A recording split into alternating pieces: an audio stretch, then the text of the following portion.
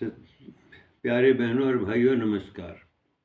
देश आज़ाद हुआ तो जो सरकार बनी वो इतनी उदासीन थी कि उन्होंने पब्लिक के जो तकलीफ़ें होती हैं, जो दर्द होता है, उसको महसूस करने की कोशिश नहीं की।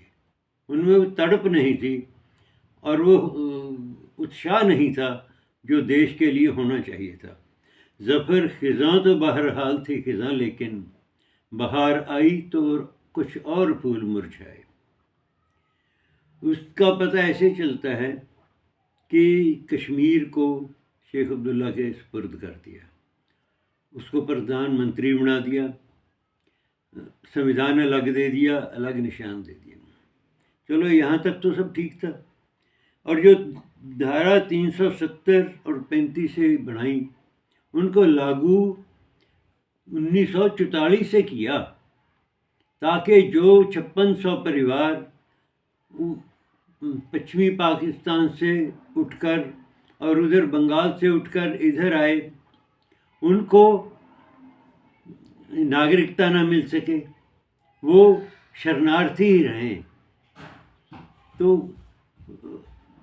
अगस्त 2019 तक वो बेचारे शरणार्थी ही रहे, उनको कोई सहूलियत आज़ाद भारत की नहीं मिली। और ये जो समाज सेवी बनते हैं, जो भीमराव अंबेडकर की सुबह शाम भक्त बनते हैं, किसी ने ये नहीं सोचा कि भाई वो भी हमारे भाई हैं, उनके लिए भी कुछ करना चाहिए या उनकी बात उठानी चाहिए। नहीं। और भारत जो सेंट्रल सरकार थी वो तो इतनी उदासीन थी कि उन्होंने जो भी शेख अब्दुल्ला मांगते रहे वो देते रहे उनको। कभी पब्लिक के बारे में नहीं सोचा कि इस पब्लिक का क्या हाल है, वो कैसे अपनी ज़िंदगी बसर कर रहे हैं। ऐसे में जो सरकार की इच्छा शक्ति थी वो तो ऐसी थी कि उनको अपने पैसा बनाने में और वोटें बनाने में इसके सिवा और कुछ भी नहीं दिखता था। वो जो बेचारे 5600 परिवार आए थे, वो उसी तरह गुलामी की ज़िंदगी और मतलब है बहुत ही घटिया ज़िंदगी बेचारे जीते रहे।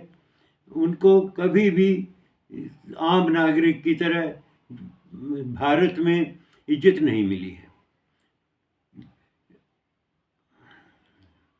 जो देश हमारे साथ ही आज़ाद हुए थे, चीन और जापान की तरह, वो देश कहाँ से कहाँ पहुँच गए और हम उसी तरह दबे कुचले और निगलेक्टेड ही रहे। सिर्फ यही था कि जो हमने सरकारें चुनी, उन्होंने कभी भी देश को आगे बढ़ाने के लिए कोशिश नहीं की है। अपने मतलब ही अपने उल्लू सीधा करते रहे, पब्लिक के बारे में कभी नहीं सोचा। जो ऐसे ऐसे काले कानून बनाए, अगर हम उनको ऊपर स्टडी करें तो हमें हैरानी होगी कि किस तरह आंखें बंद करके इन्होंने वो कानून लागू कर दिए।